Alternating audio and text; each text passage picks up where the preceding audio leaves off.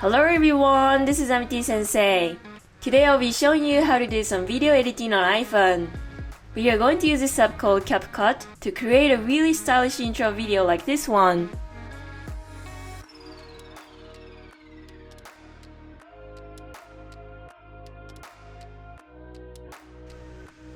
This video is sponsored by Capcut. It's a free app, but it's got a bunch of great features you can use, so go ahead and download it and follow along with me if you're interested.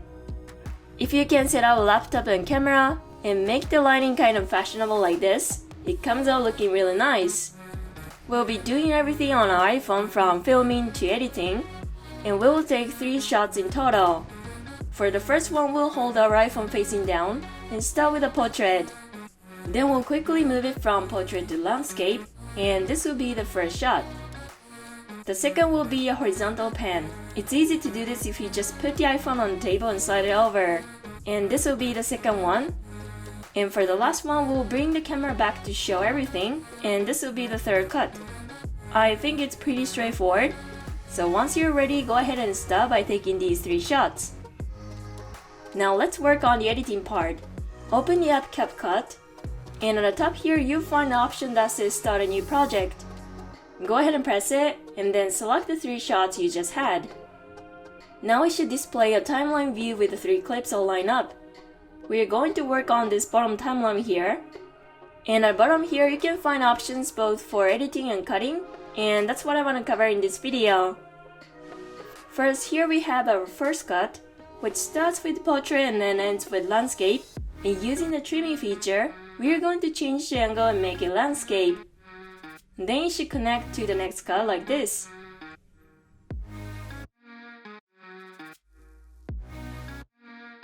Now we are going to cut and get rid of some things we don't really need. So go to the footage, and at the bottom here, you should be able to find an icon with scissors that says edit. We are going to press this and split up the footage, and then get rid of all the things we don't need anymore. After that, here we have filters. As you press this filter option on the bottom here, a bunch of different color adjustment buttons will pop up. They have a lot of options here, and here you can basically apply your favorite filter and also decide how much you want to have with the slider above that.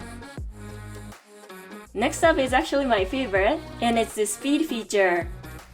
As you select the speed option on the bottom and go with this curve option on the right, now you can find a bunch of options all lined up on the right side.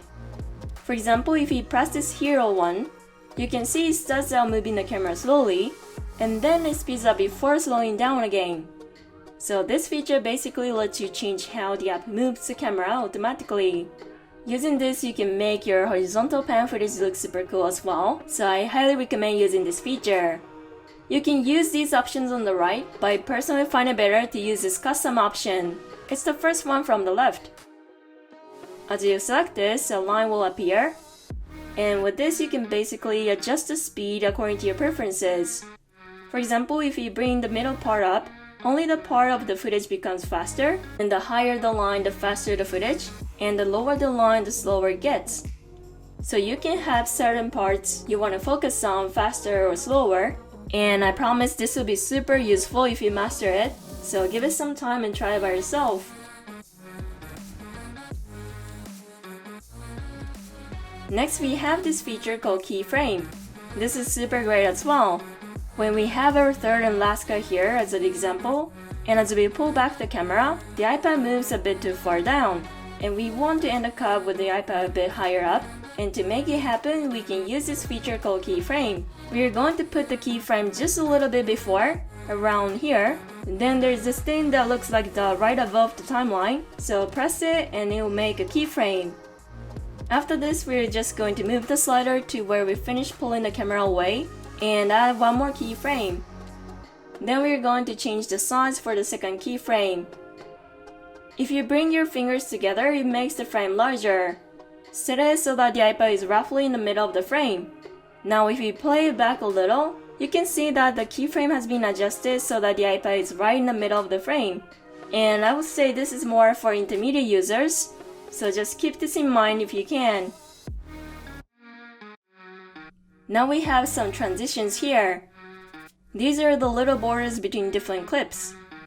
As you press one, it brings up some different effects, and this is super interesting. You can use this to apply some different camera effects, and you can find a bunch of different options as well. I find this one super cool as well. It's got this cool anime aesthetic to it. We do want to make our video look good and stylish as well, so we are going to use this effect called flickering light.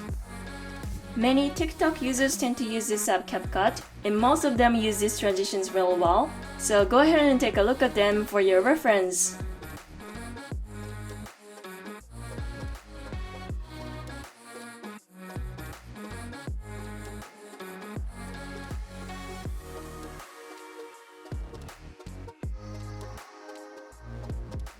Now we're going to insert some text.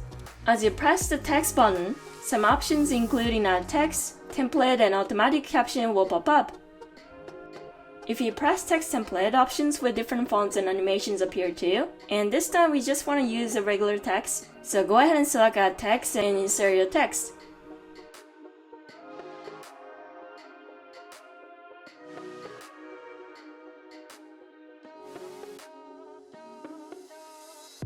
If you want, you can also change the font, add shadows, or add outlines as well. So try and play around with these options a bit and see what you think is the best.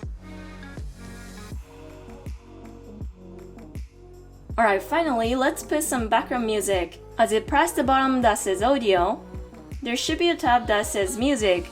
So select it, and a bunch of public domain music and audio will pop up.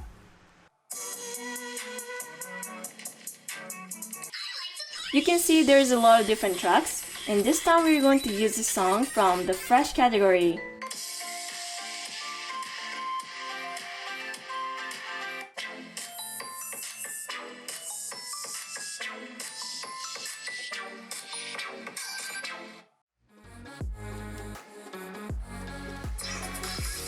This track is kind of too long, so we're going to cut it and have it fade out. You can also find this fade option here where we can decide how quickly it fades out, and I'm just going to make it fit within the frame.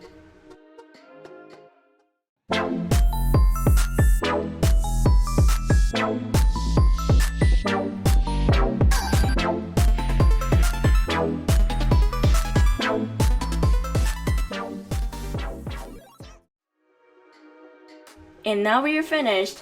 How was it, everyone? I think it looks pretty cool, right?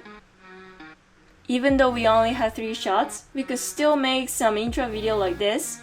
And so if you're interested in starting maybe your YouTube videos, it might be helpful to put some intro video like this to get more views. It also works with 4K resolution, and I think it's kind of amazing how we can save videos in 4K even though it's a free app, and I was actually super impressed by this too.